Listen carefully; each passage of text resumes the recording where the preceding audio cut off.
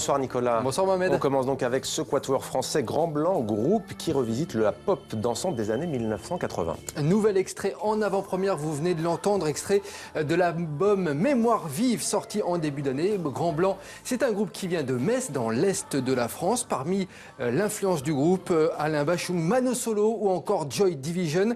D'ailleurs, le groupe décrit son univers comme moitié punk, moitié bisounours. Voilà, ça plante le décor, on peut le dire. Au final, eh bien, cela donne des morceaux très années 80, à la fois sombres et hargneux, une pop dansante et insouciante.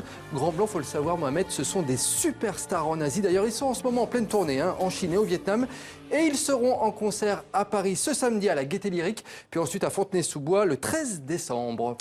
Du cinéma à présent, Nicolas, avec la sortie ce mercredi sur les écrans en France du film Go Home de la réalisatrice libanaise Jihan Chouaib. C'est l'histoire d'une jeune femme, Nada, qui revient au Liban dans la maison de son enfance, une maison en ruine, hantée par le souvenir de son grand-père qui a mystérieusement disparu pendant la guerre civile.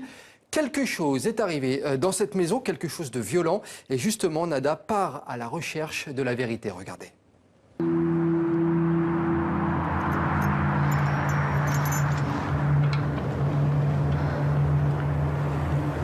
Tante, j'y suis allée.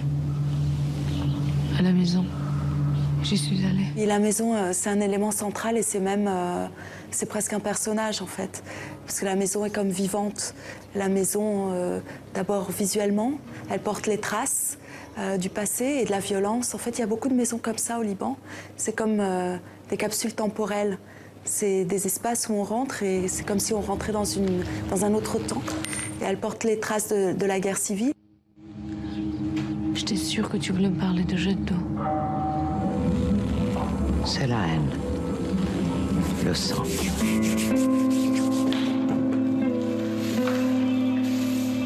Pour moi, c'est avant tout un film qui parle du rapport qu'on a à notre propre enfance.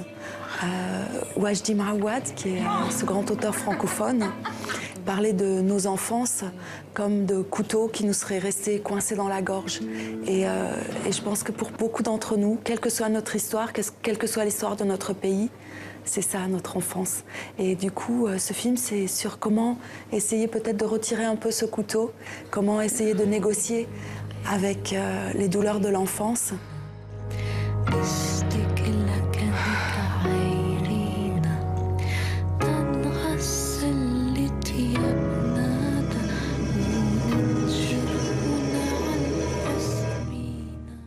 Un superbe film en tout cas qui nous plonge donc dans ce Liban et qui pose énormément de questions sur l'identité, sur la recherche du passé, sur le rapport entre la mémoire et l'oubli, sur le fait aussi, Mohamed, d'être étranger dans son propre pays, puisque c'est ce qui arrive à l'héroïne. Le film Go On de Jihan Chouaib sort ce mercredi. Je vous conseille vraiment d'aller le voir. C'est un très très beau film.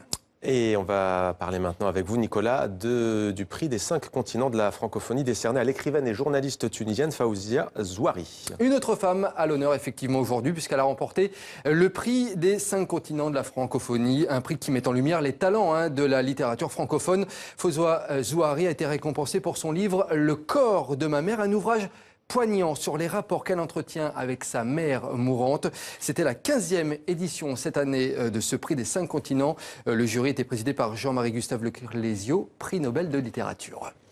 Voilà donc pour la chronique culture, c'était demandé le programme. Merci beaucoup Nicolas, à demain.